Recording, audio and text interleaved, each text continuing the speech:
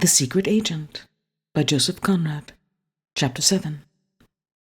The assistant commissioner walked along a short and narrow street, like a wet, muddy trench, then crossing a very broad thoroughfare, entered a public edifice, and sought speech with a young private secretary, unpaid, of a great personage. This fair, smooth-faced young man, whose symmetrically arranged hair gave him the air of a large and neat schoolboy, met the assistant commissioner's request with a doubtful look, and spoke with bated breath. "Would he see you? I don't know about that. He has walked over from the house an hour ago to talk with the permanent undersecretary, and now he's ready to walk back again. He might have sent for him, but he does it for the sake of a little exercise, I suppose. It's all the exercise he can find time for while this session lasts. I don't complain. I rather enjoy these little strolls. He leans on my arm and doesn't open his lips, but I say, he's very tired. And, well, not in the sweetest of tempers just now. It's in connection with that Greenwich affair." "Oh, I say, he's very bitter against you people. But I will go and see if you insist." "Do. That's a good fellow," said the assistant commissioner. The unpaid secretary admired this pluck. Composing for himself an innocent face, he opened a door and went in with the assurance of a nice and privileged child. And presently he appeared with a nod to the assistant commissioner, who, passing through the same door left open for him, found himself with the great personage in a large room. Vast in bulk and stature, with a long white face which broadened at the base by a big double chin, appeared egg-shape in the fringe of thin greyish whisker. The great personage seemed an expanding man. Unfortunate from a tailoring point of view, the cross-folds in the middle of a buttoned black coat added to the impression as if the fastenings of the garment were tried to the utmost. From the head, set upward on a thick neck, the eyes, with puffy lower lids, stared with a haughty droop on each side of a hooked, aggressive nose, nobly salient in the vast, pale circumference of the face. A shiny silk hat and a pair of worn gloves lying ready on the end of a long table looked expanded too, enormous.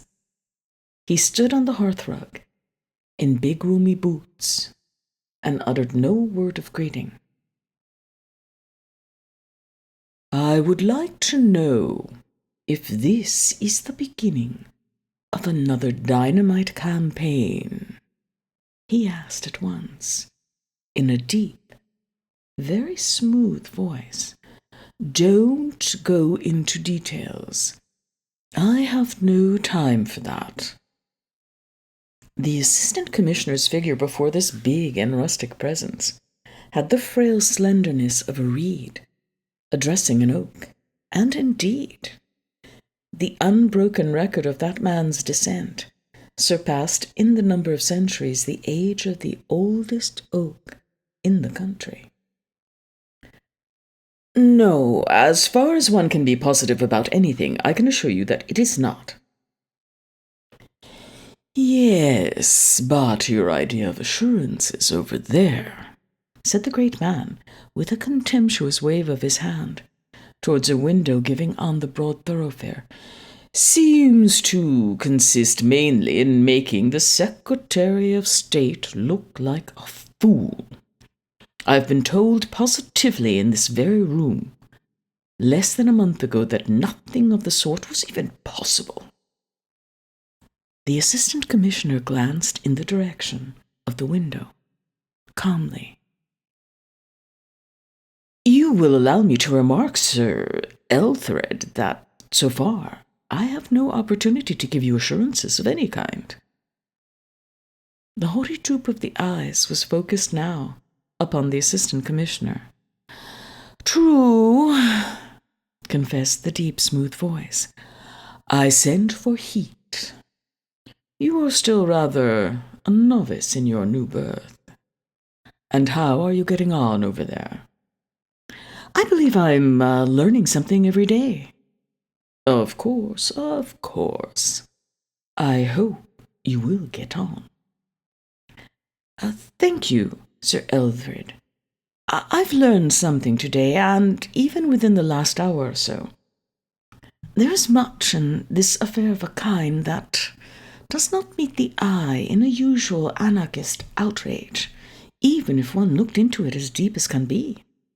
That's why I'm here." The great man put his arms akimbo, the backs of his big hands resting on his hips. "Very well, go on.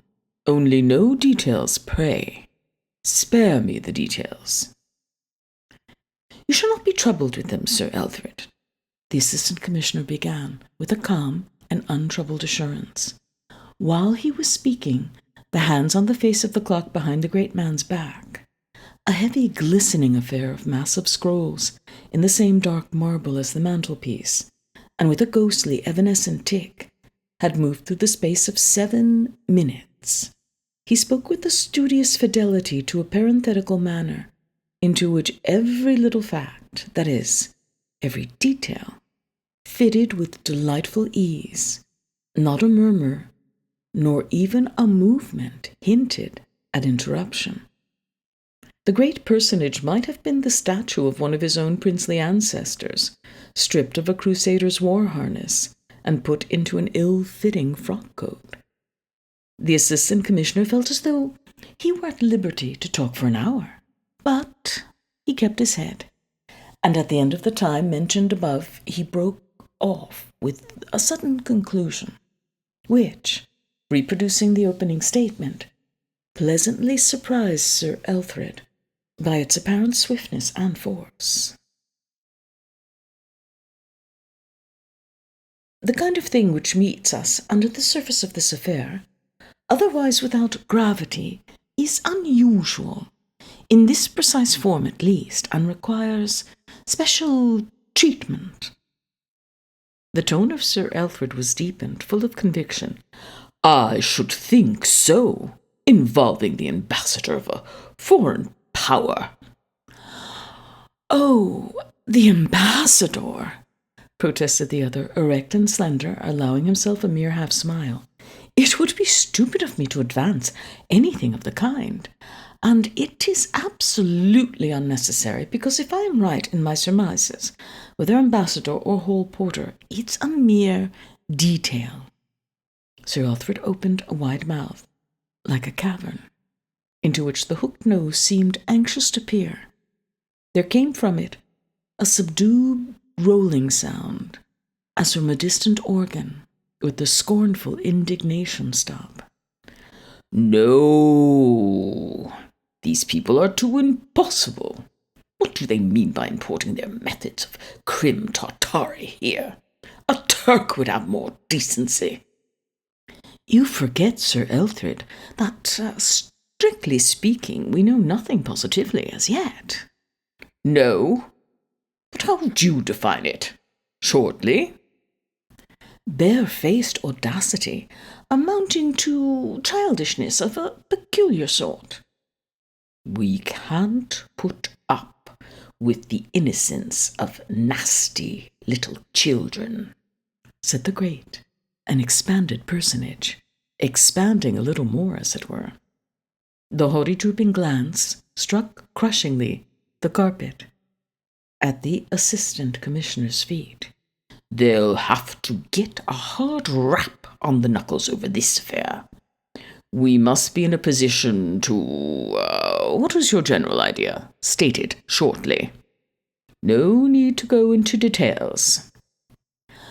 "No, Sir Alfred. In principle, I should lay it down that the existence of secret agents should not be tolerated as tending to augment the positive dangers of the evil against which they are used.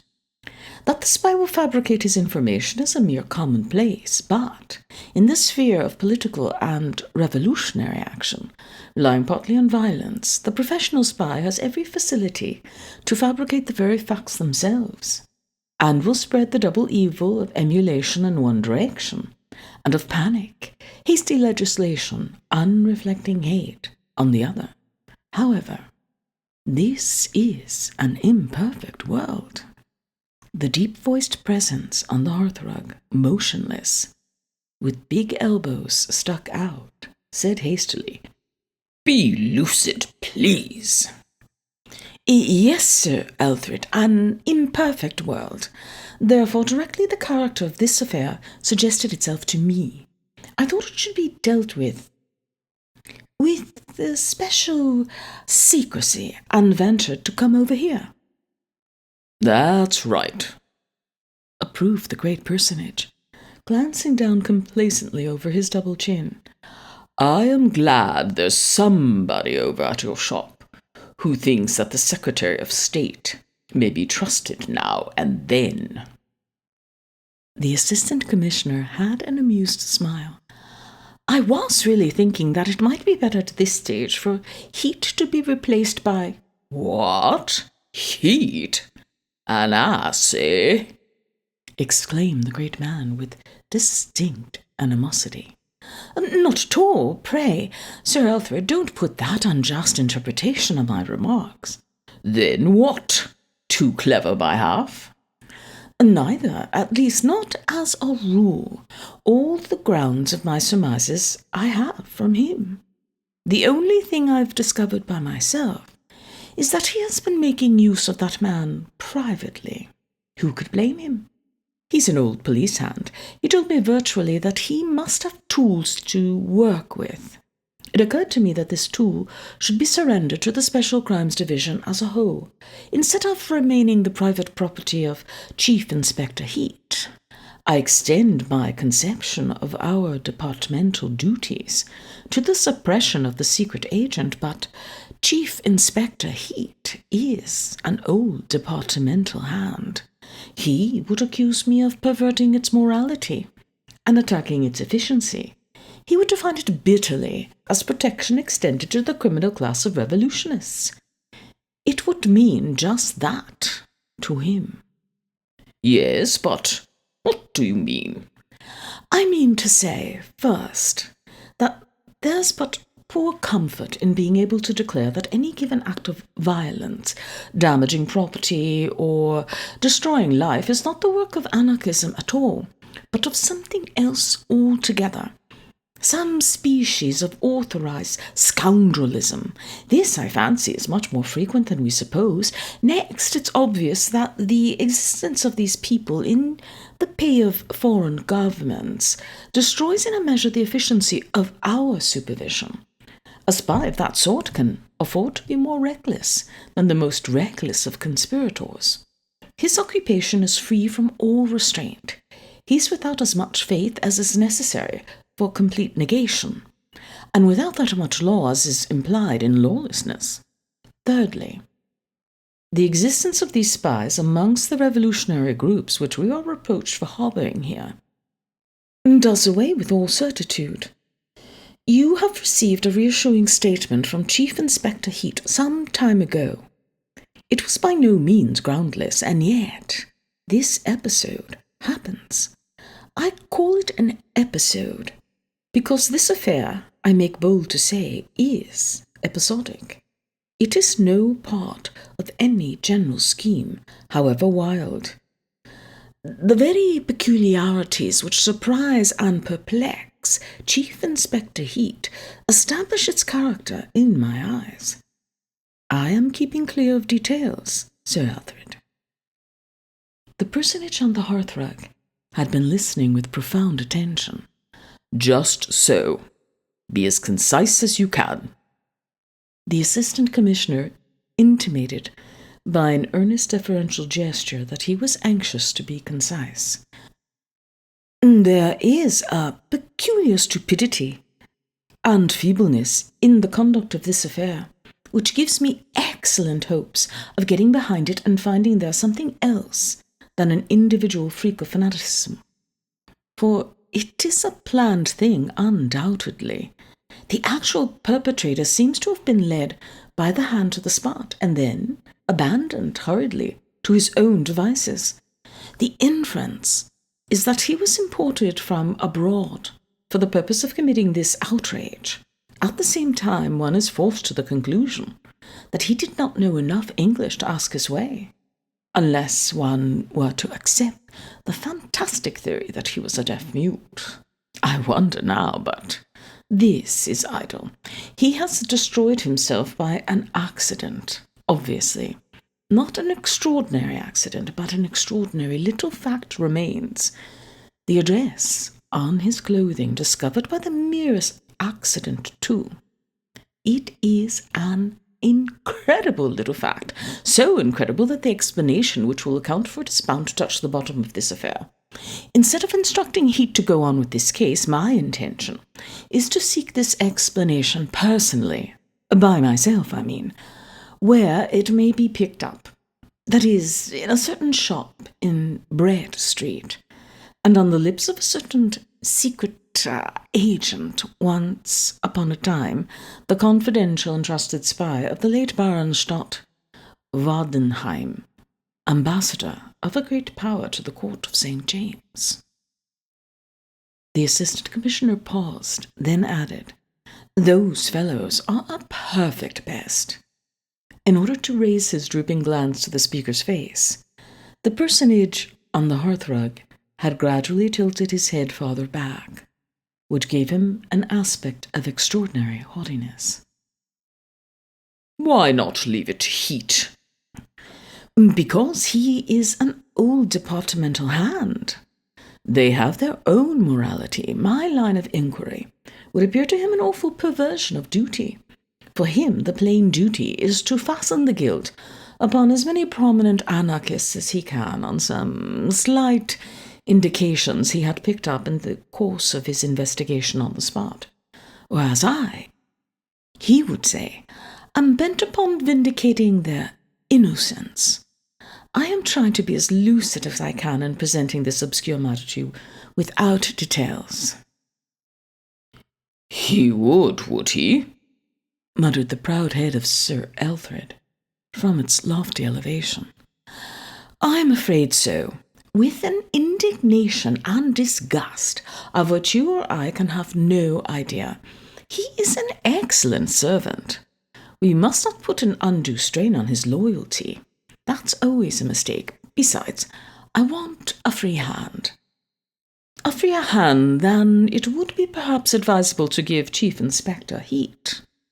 I haven't the slightest wish to spare this man Verloc. He will, I imagine, be extremely startled to find his connection with this affair, whatever it may be, brought him to home so quickly. Frightening him will not be very difficult, but our true objective lies behind him somewhere. I want your authority to give him such assurances of personal safety as I may think proper." "Certainly," said the personage on the hearthrug. "Find out as much as you can. Find it out in your own way." "I must set about it without loss of time this very evening," said the assistant commissioner. Sir Alfred shifted one hand under his coat-tails, and tilting back his head, looked at him steadily. "We'll have a late sitting tonight," he said. "Come to the house with your discoveries if we're not gone home. I'll warn Toodles to look out for you. He'll take you into my room." The numerous family and the wide connections of the youthful-looking private secretary cherished for him the hope of an austere and exalted destiny. Meantime, the social sphere he adorned in his hours of idleness chose to pet him under the above nickname. And Sir Alfred, hearing it on the lips of his wife and girls every day, mostly at breakfast time, had conferred upon it the dignity of unsmiling adoption. The assistant commissioner was surprised and gratified extremely. "I shall certainly bring my discoveries to the house on the chance of you having the time to—" "I won't have the time," interrupted the great personage. "But I will see you. I haven't the time now. And you are going yourself?" "Yes, Sir Alfred. I think it the best way." The personage had tilted his head so far back that, in order to keep the assistant commissioner under his observation, he had to nearly close his eyes. Ha. And how do you propose? Will you assume a disguise?" "Hardly a disguise. I'll change my clothes, of course." "Of course," repeated the great man with a sort of absent-minded loftiness. He turned his big head slowly, and over his shoulder he gave a haughty oblique stare to the ponderous marble timepiece, with the sly feeble tick. The gilt hands had taken the opportunity to steal through no less than 25 minutes behind his back. The assistant commissioner, who could not see them, grew a little nervous in the interval, but the great man presented to him a calm and undismayed face. "Very well," he said, and paused, as if in deliberate contempt of the official clock. "But what first put you in motion in this direction?" "I have always been of opinion," began the assistant commissioner. "Ah, yes, opinion, that's of course. But the immediate motive?" "What shall I say, sir? A new man's antagonism to old methods, a desire to know something at first hand, some impatience. It's my old work, but the harness is different.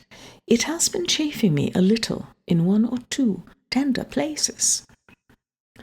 "I hope you'll get on over there," said the great man kindly, extending his hand, soft to the touch but broad and powerful, like the hand of a glorified farmer. The assistant commissioner shook it and withdrew.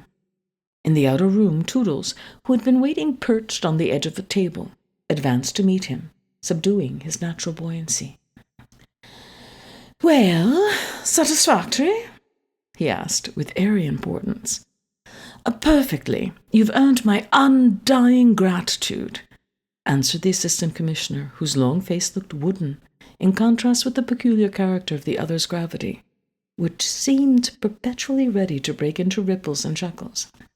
"That's all right, but seriously, you can't imagine how irritated he is by the attacks on his bill for the nationalization of fisheries. They call it the beginning of a social revolution. Of course, it's a revolutionary measure, but these fellows have no decency. The personal attacks." "I read the papers," remarked the assistant commissioner. "Oh, do you say? And you've no notion what a mass of work he has got to get through every day. He does it all himself. Seems unable to trust anyone with these fisheries." "And yet he's given a whole half-hour to the consideration of my very small sprat," interjected the assistant commissioner. "Small? Is it? I'm glad to hear that. But it's a pity you didn't keep away then. This fight takes it out of him frightfully. The man's getting exhausted. I feel it by the way he leans on my arm as we walk over. And I say, is he safe in the streets? Mullins has been marching his men up here this afternoon. There's a constable stuck by every lamppost, and every second person we meet between this and Palace Yard is an obvious attack. It will get on his nerves presently, I say. These foreign scoundrels aren't likely to throw something at him, are they? It would be a national calamity. The country can't spare him. Not to mention yourself. He leans on your arm," suggested the assistant commissioner soberly. "You would both go." "It would be an easy way for a young man to go down into history. Not so many British ministers have been assassinated to make it a minor incident. But seriously now, I am afraid that if you want to go down into history, you'll have to do something for it. Seriously, there's no danger whatever for both of you but from overwork." The sympathetic Toodles welcomed this opening for a chuckle. "The fisheries won't kill me. I'm used to late hours," he declared with ingenuous levity. But feeling an instant compunction, he began to assume an air of statesman-like moodiness, as one draws on a glove. "His massive intellect will stand by any amount of work. It's his nerves I'm afraid of. The reactionary gang with that abusive brute Cheeseman at their head. Insult him every night.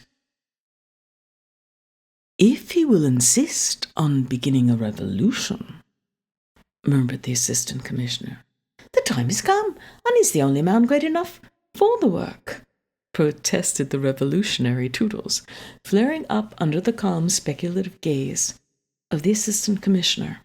Somewhere in a corridor, a distant bell tinkled urgently, and with devoted vigilance the young man pricked up his ears at the sound. "He's ready to go now," he exclaimed in a whisper, snatched up his hat, and vanished from the room. The Assistant Commissioner went out by another door, in a less elastic manner. Again, he crossed the wide thoroughfare, walked along a narrow street, and re-entered hastily his own departmental buildings. He kept up this accelerated pace to the door of his private room. Before he had closed it fairly, his eyes sought his desk. He stood still for a moment, then walked up, looked all around on the floor, sat down in his chair, rang a bell, and waited. "Chief Inspector Heat gone yet?" "Yes, sir. Went away half an hour ago." He nodded. "That will do." And sitting still with his hat pushed off his forehead, he thought that it was just like Heat's confounded cheek to carry off quietly the only piece of material evidence. But he thought this without animosity. Old and valued servants will take liberties. The piece of overcoat with the address sewn on certainly was not a thing to leave about. Dismissing from his mind this manifestation of Chief Inspector Heat's mistrust, he wrote and dispatched a note to his wife, charging her to make his apologies to McGeallis's great lady, with whom they were engaged to dine that evening. The short jacket and the low round hat he assumed in a sort of curtained alcove, containing a washstand, a row of wooden pegs, and a shelf, brought out wonderfully the length of his grave brown face. He stepped back into the full light of the room, looking like the vision of a cool, reflective Don Quixote, with the sunken eyes of a dark enthusiast and a very deliberate manner. He left the scene of his daily labors quickly, like an unobtrusive shadow. His descent into the street was like the descent into a slimy aquarium from which the water had been run off. A murky, gloomy dampness enveloped him. The walls of the houses were wet. The mud of the roadway glistened with an effect of phosphorescence. And when he emerged into the Strand, out of the narrow street by the side of Charing Cross Station, the genius of the locality assimilated him. He might have been but one more of the queer foreign fish that can be seen of an evening about there, flitting round dark corners. He came to a stand on the very edge of the pavement and waited. His exercised eyes had made out in the confused movements of lights and shadows, thronging the roadway, the crawling approach of the hansom. He gave no sign, but when the low step gliding along the curbstone came to his feet, he dodged unskillfully in front of the big turning wheel, and spoke up to the little trap door almost before the man gazing supinely ahead from his perch was aware of having been boarded by a fare. It was not a long drive. It ended by signal abruptly, nowhere in particular, between two lampposts before a large drapery establishment. A long range of shops already lapped up in sheets of corrugated iron for the night. Tendering a coin through the trap door, the fare slipped out and away, leaving an effect of uncanny, eccentric ghastliness upon the driver's mind. But the size of the coin was satisfactory to his touch, and his education not being literary, he remained untroubled by the fear of finding it presently turned to a dead leaf in his pocket. Raised above the world of fares by the nature of his calling, he contemplated their actions with a limited interest. The sharp pulling of his horse right round expressed his philosophy. Meantime, the Assistant Commissioner was already giving his order to a waiter in a little Italian restaurant round the corner, one of those traps for the hungry, long and narrow, baited with a perspective of mirrors and white napery, without air but with an atmosphere of their own, an atmosphere of fraudulent cookery, mocking an abject mankind in the most pressing of its miserable necessities. In this immoral atmosphere, the assistant commissioner, reflecting upon his enterprise, seemed to lose some more of his identity. He had a sense of loneliness, of evil freedom. It was rather pleasant. When, after paying for his short meal, he stood up and waited for his change, he saw himself in the sheet of glass, and was struck by his foreign appearance. He contemplated his own image with a melancholy and inquisitive gaze. Then, by sudden inspiration, raised the collar of his jacket. This arrangement appeared to him commendable, and he completed it by giving an upward twist to the ends of his black mustache. He was satisfied by the subtle modification of his personal aspect caused by these small changes. "That'll do very well," he thought. "I'll get a little wet, a little splashed." He became aware of the waiter at his elbow, and of a small pile of silver coins on the edge of the table before him. The waiter kept one eye on it, while his other eye followed the long back of a tall, not very young girl, who passed up to a distant table, looking perfectly sightless and altogether unapproachable. She seemed to be a habitual customer. On going out, the assistant commissioner made to himself the observation that the patrons of the place had lost, in the frequentation of fraudulent cookery, all their national and private characteristics. And this was strange, since the Italian restaurant is such a peculiarly British institution. But these people were as denationalized as the dishes set before them, and every circumstance of unstamped respectability. Neither was their personality stamped in any way, professionally, socially, or racially. They seemed created for the Italian restaurant, unless the Italian restaurant had been perchance created for them. But that last hypothesis is unthinkable, since one could not place them anywhere outside those special establishments. One never met these enigmatical persons elsewhere. It was impossible to form a precise idea what occupations they followed by day and where they went to bed at night. And he himself had become unplaced. It would have been impossible for anybody to guess his occupation. As to going to bed, there was a doubt even in his own mind, not indeed in regard to his domicile itself, but very much so in respect of the time when he would be able to return there. A pleasurable feeling of independence possessed him when he heard the glass door swing to behind his back with a sort of imperfect, baffled thud. He advanced at once into an immensity of greasy slime and damp plaster, interspersed with lamps and enveloped, oppressed, penetrated, choked, and suffocated by the blackness of a wet London night, which is composed of soot and drops of water.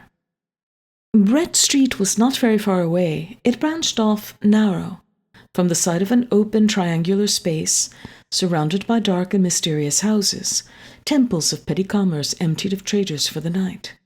Only a fruiterer's stall at the corner made a violent blaze of light and color.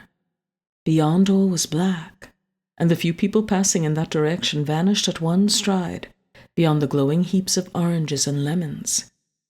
No footsteps echoed. They would never be heard of again.